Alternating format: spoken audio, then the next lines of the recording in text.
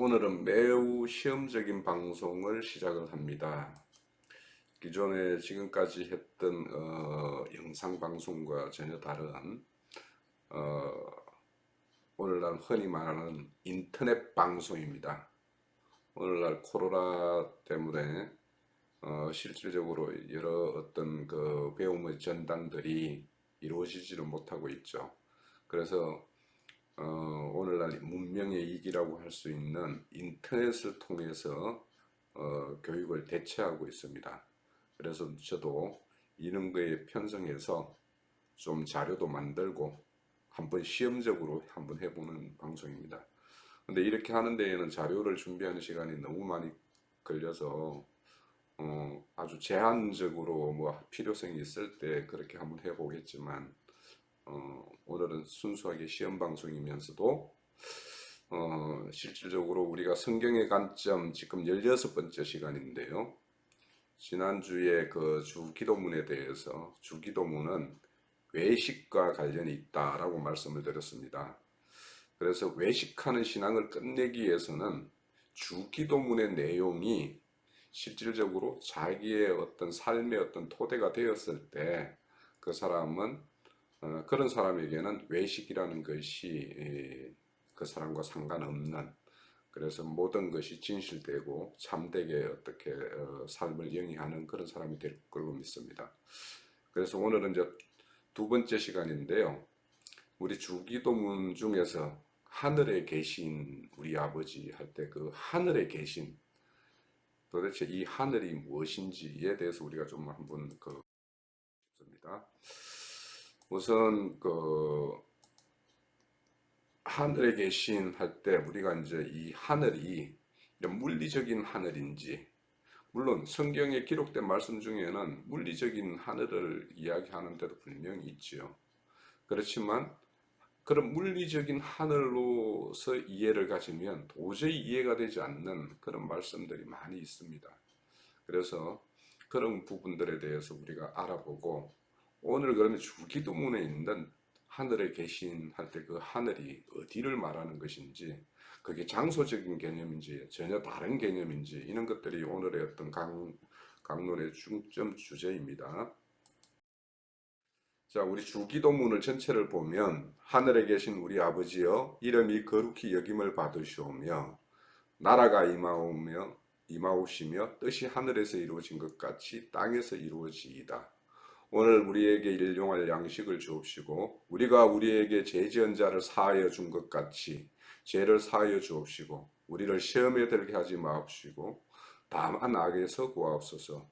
나라와 근세와 영광이 아버지께 영원히 있사옵나이다. 아멘. 예, 우리 주기도문은 우리가 과거 지나온 교회에서는 예배의 한 순서에 들어가 있는 이런 어떤 걸로 많이 인용이 되었었죠. 예배를 시작할 때 하는 그런 교회도 있고, 어떤 교회에서는 예배를 마치는 시간에 하는 교회도 있고, 또 뭔가 어떤 단체로 뭔가 모임을 하고 나서 마땅한 어떤 기도의 어떤 제목이 생각나지 않고 할 때 주기도문을 함께 봉독하는 걸로 이렇게 대신하는 이런 식의 어떤 그 주기도문이 활용이 됐던 것도 사실입니다. 그러면 이 주기도문이 그런 정도의 어떤 예배 순서의 하나에 이렇게 끼어 있는 이런 정도의 어떤 기도의 내용인가? 절대 그렇지 않겠죠. 그런 정도로 내용이라면 주님이 우리 제자들에게 유일하게 가르쳐 준 이런 기도의 내용일 수가 없겠죠. 그래서 우리는 주기도문에 대해서 한번 내용을 살펴보면서 오늘 이렇게 지금 주기도문 중에서 이 빨간 글자들을 다시 한번 정리해 보면, 우선 이 하늘이라는 것이 이 장소의 개념인지 존재 또 혹은 존재의 상태 개념인지, 이거에 대해서 우리는 명확한 어떤 이해를 가져야지 이 성경에서 말하는, 그래서 물질계의 하늘을 이야기하는 것과 또 다른 내용으로 이렇게 언급되어 있는 이 하늘에 대해서 어떤 이해를 가질 수 있을 것 같고요.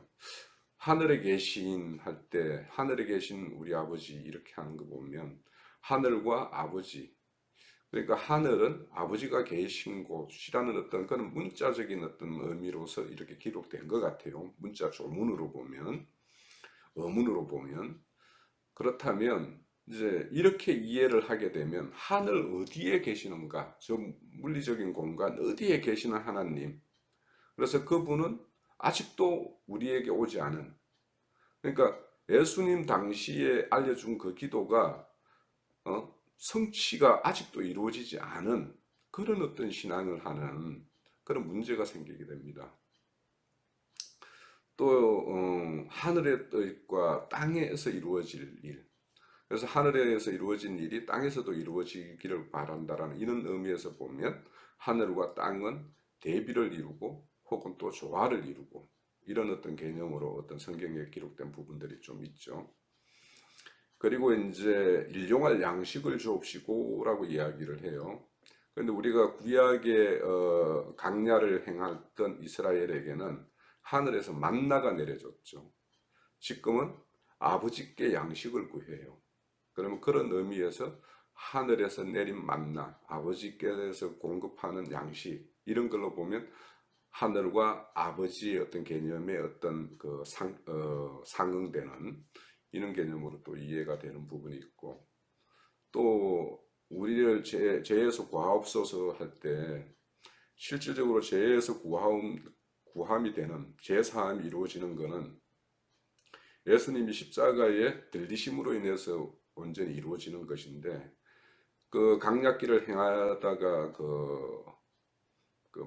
독뱀에 물렸을 때 들린 노뱀을 봄으로 인해 가지고 다시 치유되고 회복되는 이런 걸로 봤을 때 그 들린다라는 거, 이것도 이제 하늘의 개념의 어떤 의미가 있을 수 있겠어요.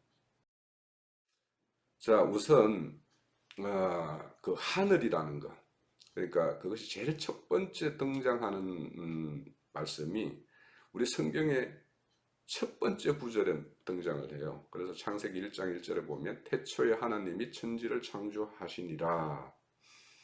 여기에서 이 천지 할 때 그 천, 이게 하늘인데, 이게 히브리어 스트롱 넘버로는 8064번이에요. 샤마임입니다. 샤마임. 이거는 하늘들이라는 뜻이에요. 그러니까 이 하늘이라는 것이 단순히 그냥 어떤 물리적인 어떤 걸 이야기하는 것이 아니라, 여기는 하늘들이라고 한다라면 이게 어떤 복수적인 개념이죠. 복수적인 개념이라고 이야기하는데, 이제 히브리에서만 있는 쌍수라는 게 등장을 해요. 그래서 이 쌍수를 어떻게 이해해야 될 것인가? 그래서 이제 이 하늘들은 원형의 하늘이 있고 원형으로부터 인해 산출되는 또 다른 하늘들, 이런 개념으로 우리가 이해를 해야지 성경에 많이 하늘들의 하늘 뭐 이런 말들이 등장을 하죠. 그래서 그런 개념들을 좀 이해를 할 필요가 있다. 그리고 이제 좀 그러니까 코드 넘버가 좀 많이 다르기는 합니다만, 이제 우리가 한 쌍 할 때 그 짐승들을 한 쌍을 이렇게 노아의 방주에 태울 때 그 쌍을 지어서 태우잖아요. 그때 그 한 쌍이 할 말이 뭐냐면 셰나임이에요. 셰나임. 그래서 이거는 이제 이 세무에서만 유일하게 있는 복수가 아닌 양수, 그걸 또 우리말로 하면은 쌍수, 뭐 이런 말로 이제 쓰여지는 낱말이에요. 그래서 하늘이나 한 쌍이나 이것은 세무에만 있는 유일한 어떤 낱말이다, 수 개념이다, 이렇게 이해하면 되는데, 이거를 이제 우리 오늘날 보편적 어떤 그냥 단수, 복수 이렇게 이야기할 때는 단수와 복수의 어떤 중간 개념, 그러니까 단수라고도 말할 수 없고 복수라고도 말할 수 없는 유일한 어떤 그 개념. 그래서 이거는 단일성과 복수성을 동시에 가지고 있는 그 중간 어느 어떤 개념, 이런 걸로 이제 이해를 해야 되는데 상당히 설명이 좀 어렵죠. 그런데 그걸 우리말에서 가장 근접한 말을 찾는다면 저는 짝이라는 말로 이렇게 설명이 될 것 같아요. 그래서 우리가 이제 우리 몸의 어떤 신체를 이렇게 보더라도 팔이 이렇게 왼팔 오른팔 이렇게 짝을 이루고 있죠. 다리도 왼다리 오른다리, 눈도 왼눈 오른눈 이렇게 짝을 이루고 있어요. 그렇습니다. 이제 이게 눈을 하나 둘로 이렇게 따지면 분명히 둘이라는 어떤 복수의 개념이에요. 그런데 이 눈이라는 거는 두 눈이 동시에 팔이나 다리나 눈이 두 것이 동시에 작동이 되어야지 완전의 상태가 돼요. 그래서 우리가 이렇게 쌍수라는 개념은 단수, 복수라는 개념보다는 완전과 불완전 개념, 이런 그 짝이라는 것을 등장시켜서 완전과 불완전 개념으로 이렇게 이해를 좀 가져야 될 필요가 있고, 그래서 이 쌍수는 단일성을 이루는 복수, 복수가 단일성을 이루는, 그래서 이거는 성경에서 말할 때는 이런 관계성으로서 우리 개념을 좀 이해를 가져야 될 것 같아요. 그래서 관계성이라면 이제 성경에서 가장 언급이 많은 것이 뭐냐면 신랑과 신부예요. 신랑과 신부는 신랑 없는 신부가 있을 수 없고 신부 없는 신랑이 있을 수가 없어요. 그래서 신랑과 신부는 딱 두 존재성이 하나가 딱 되었을 때 뭐냐면 단일 개념으로 이해가 이제 우리가 가지게 되죠. 신랑과 신부를 말할 때 이걸 분리시켜서 이 개념을 가지고 있지 않죠. 우리는 신랑과 신부 하면은 동시에 두 어떤 성으로서는 다르지만 어떤 두 존재가 하나로 이렇게 결합되었을 때 신랑과 신부의 완전성이 확보되는 거거든요. 그리고 이제 아버지와 아들도 그래요. 아들 없는 아버지 없고 아버지 없는 아들이 없어요. 그런데 이제 우리가 어떤 이제 이런 물리계에서 우리가 어떤 자연 육신의 생명계에서는 뭐 아버지가 먼저 돌아가시기도 하고 뭐 아들이 먼저 이렇게 변을 당할 수도 있고 뭐 이런 여러 가지로 이제 그런 일이 있을 수 있지만 이 성경에서 말하는 아버지와 아들의 관계는 끊을 수 없는 관계예요. 그래서 아버지와 아들이 동시에 존재했을 때 그 어떤 부자 간의 관계가 완전을 이루는 상태예요. 그래서 우리가 성경은 뭔가 이런 분리된 어떤 객체가 완전히 하나로 합일되어서 완성을 이루는 이런 개념이 매우 강하기 때문에 그래서 유일하게 이런 세모에 있는 이런 양수나 쌍수 개념이 이렇게 등장한다. 그래서 그런 어떤 이해를 좀 가져야 될 거예요. 자, 그러면 왜 하나님 계신 곳을 왜 하늘이라고 했을까? 도대체 성경에서 이 하늘이라는 걸 우리가 어떻게 이해를 할까? 그래서 성경은 굉장히 여러 낱말들이 상징어로 많이 써요. 그걸 이제 이 메타포라고 그러는데, 메타는 너머로, 포라는 옮기다라는 뜻이에요. 이건 이제 메타포라는 거는 이제 우리말로 하면 은유와 비유인데, 은유와 비유에서는 그 겉으로 드러나는 이야기에는 속 내용이 있죠. 그래서 반드시 은유와 비유는 겉에 드러나는 걸 통해서 속 내용으로 이렇게 읽어져야지만이 이것이 완전한 어떤 그 말씀하시는 그 화자의 의도가 청자에게 정확하게 전달이 되는 거죠. 그래서 이제 또 그런 면으로 그래서 하늘이라는 것은 굉장히 메타포, 즉 상징과 비유로서 굉장히 많이 쓰이고 있다라는 걸 우리는 우선 알아야 돼요. 그리고 이제 우리가 이 물리적인 이런 그 하늘을 보더라도 이 하늘은 땅과 이렇게 조화를 이루죠. 그래서 우리가 금방 봤던 창세기 1장 1절에 보면 천지를 창조했어요. 그 동시에 창조해야 돼요. 창조해요.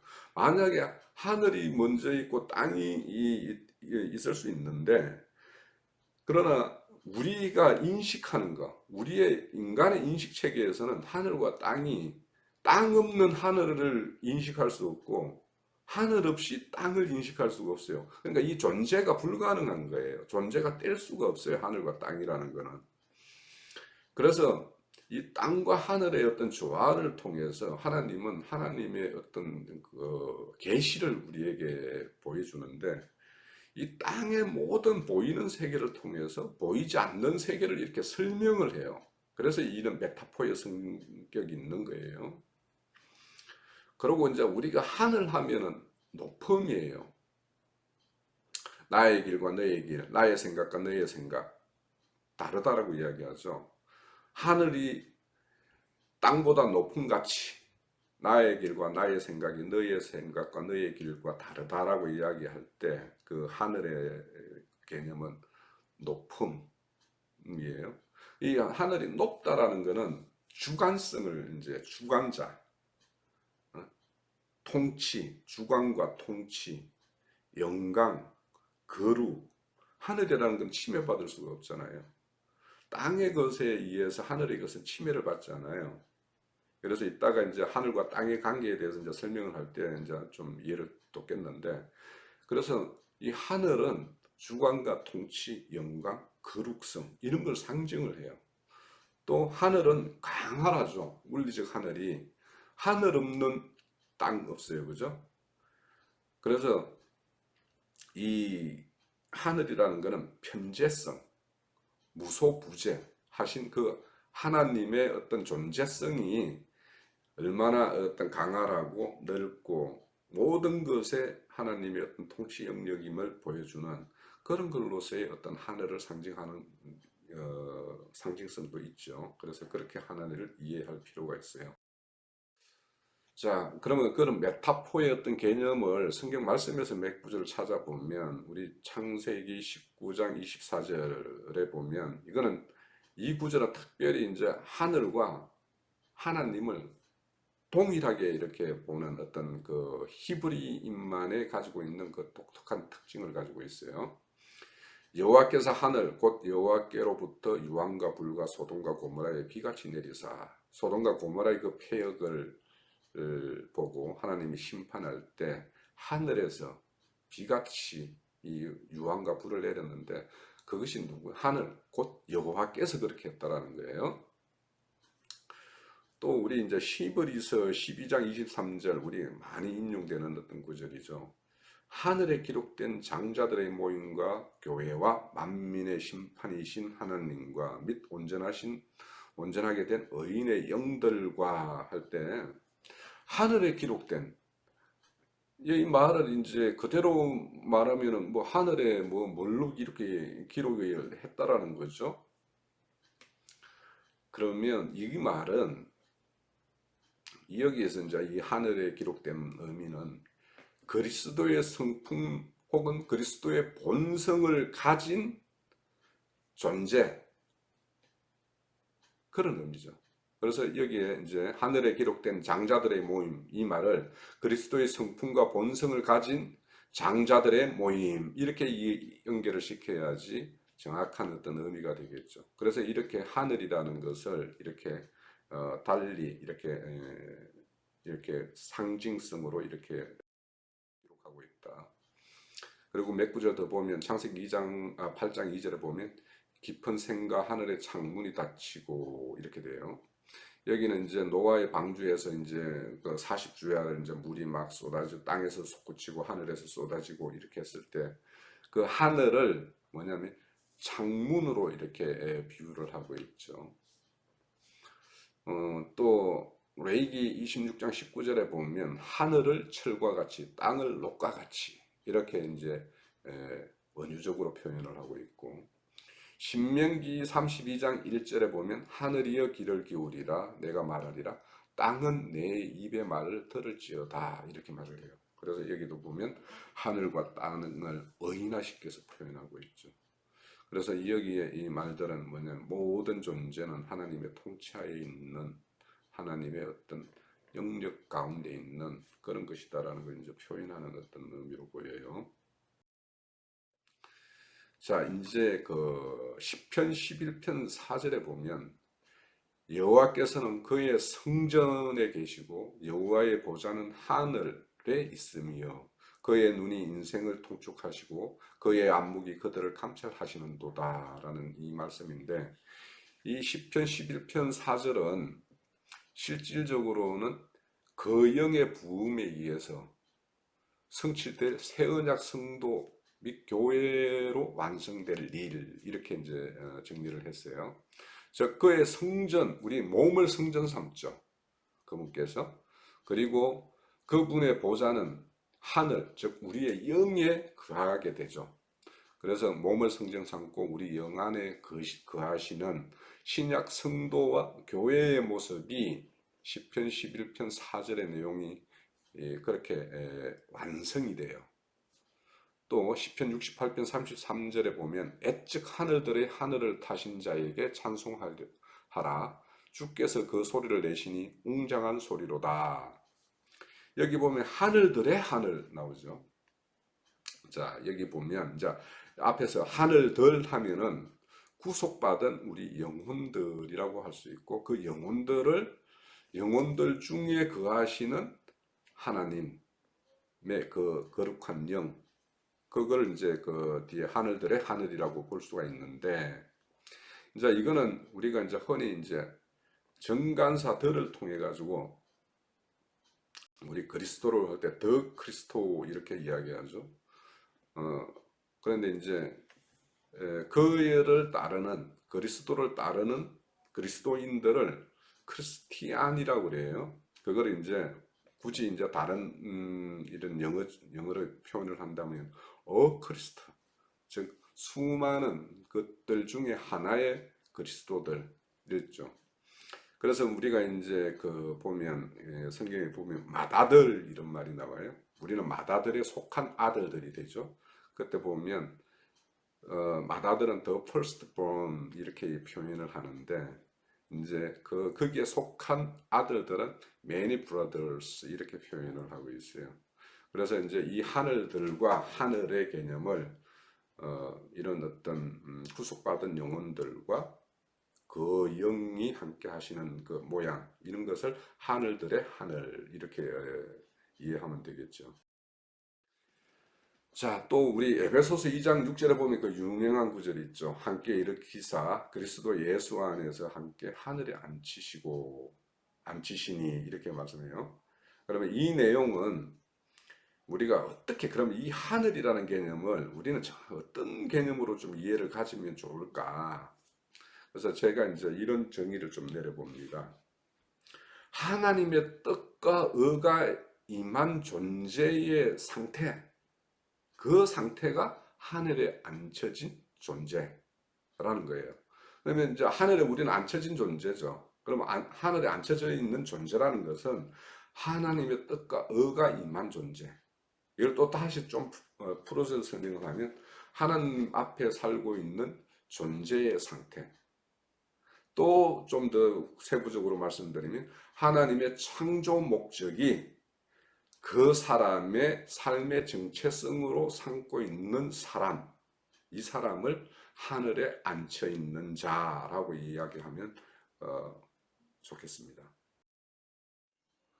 또 신명기 33장 28절에 보면 이스라엘이 온전히 거하며 야곱의 샘은 곡식과 새 포도주의 땅에 홀로 있나니 곧 그의 하늘이 이슬을 내린 곳에로다 이렇게 되어 있어요.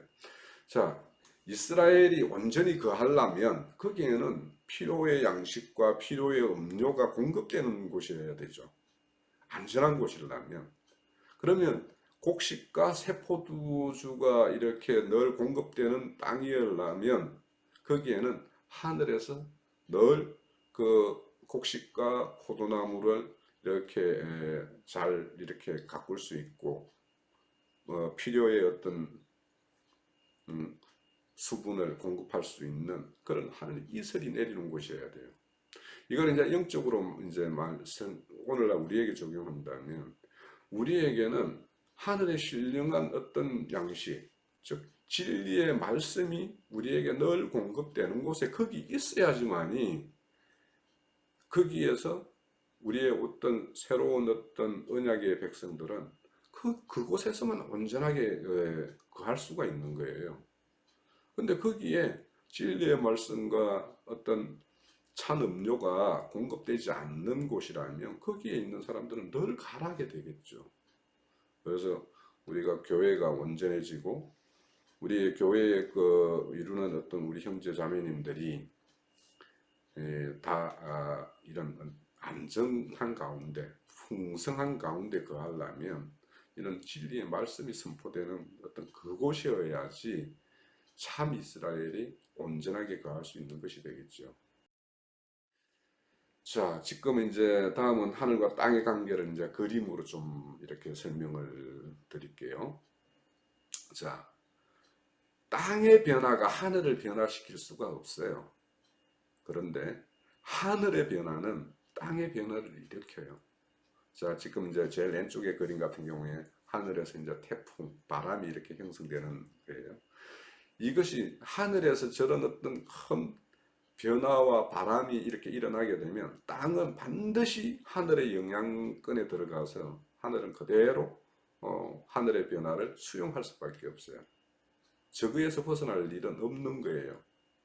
아무리 인류의 문명이 발달하더라도 하늘이 진동되고 하늘이 큰 어떤 물결을 일으키게 되면 바람을 일으키게 되면 반드시 땅에서는 물결이 일어나고 이런 어떤 땅의 어떤 생물들이 이런 어떤 큰 침해를 받을 수밖에 없어요.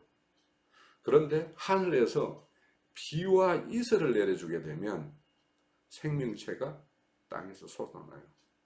그리고 또 찬 냉기를 풀어서 공기로 전환을 시키면 경운의 가지에서 이렇게 싹이 나게 돼요. 그래서 비와 이슬과 이런 것들은 다 하늘의 주관이에요. 또 그 어떤 생명들이 그렇게 비와 이슬에 의해서 자란 것들이 이런 빛의 공급에 의해서 이렇게 온전한 어떤 추수할 수 있는 이런 곡식과 과일로서 이렇게 열매를 얻게 돼요. 그래서 이 비와 하늘, 비와 이슬, 그리고 빛, 그리고 하늘에서의 바람, 이런 모든 것들이 어디에서 일어나는 거냐 하면 하늘에서 일어나요. 그러니까 자연계에서, 이 물리계에서도 하늘에서 일어나요. 그리고 그렇다면 우리의 어떤 심령세계에서도 반드시 뭐냐면 우리의 모든 것은 주관자이신 그분에 의해서 일어나는 일들이에요. 그래서 우리가 이런 바람과 같은 이런 것이 우리에게 늘 있는 것이 아니라 오히려 비와 이슬, 이런 따뜻한 빛과 같은 것들이 늘 우리의 어떤 심령 가운데 비춰져서 우리가 정말 하나님의 어떤 그런 은혜와 은총 가운데 거할 수 있는 이런 관계는 하늘의 뜻을 땅이 수용하는 거예요. 땅은 수용할 수밖에 없어요. 이 하늘의 뜻을, 하늘의 변화를 땅이 거역할 수가 없는 거예요. 그래서 우리는 이런 어떤 하늘과 땅의 관계를 통해서 우리는 어떤 그 영이 우리의 어떤 하늘로서의 어떤 우리 심령 가운데 거한다라면 그것을 우리의 온전한 혼으로서 혼에서 이성에서 생각에서 마음에서 그 영의 어떤 주장하는 그 생각과 마음과 뜻을 우리가 그렇게 온전히 수용할 때 우리는 하나님의 어떤 그런 은총 가운데서 풍성한 어떤 이런 추수의 어떤 그 즐거움을 맛볼 수가 있어요. 자, 이상으로 오늘은 하늘에 대해서 이렇게 살펴봤는데요. 다음 시간에는 우리 아버지라는 내용으로 찾아뵙겠습니다. 우리 아버지 하면 아버지와 아들의 관계에서 이 참 아버지의 어떤 의미를 좀 새겨봐야 되지 않을까 이런 생각이 듭니다. 자, 오늘은 이런 PPT 자료로 한 분 이렇게 처음으로 한 분 영상을 꾸며봤습니다. 그래서 이게 실질적으로는 사진이나 이렇게 영상이 이런 어떤 그 음성으로만 이렇게 나와서 뭐 뜰지는 모르겠어요. 그냥 한번 시험 삼아 한번 해봤고, 오늘날 이제 여기에서 실질적으로 이런 화면 가운데 영상을 넣는 기법이 있어요. 있는데 제가 아직까지 끝까지 이렇게 공부가 덜 되어 있어서 앞으로는 이런 자료 가운데에서 실질적으로 이제 우리 기존에 이제 그 강론하시는 분의 어떤 영상이 뭐 우편 하단이나 이런 데 이제 영상이 이렇게 있고, 실질적으로 이제 뭐 어, 형광펜이나 막 이렇게 펜 이런 걸 이용해서 이렇게 줄도 꺼가면서 또 부가적으로 이렇게 써가면서 이렇게도 이제 강론이 가능한 어떤 그런 기법들이 있는데, 그래서 그런 기법까지 가려면 조금 이제 조금만 공부를 하면 될 것 같기는 한데, 그런데 이렇게 자료로 만드는데 시간이 너무 많이 이렇게 빼앗겨서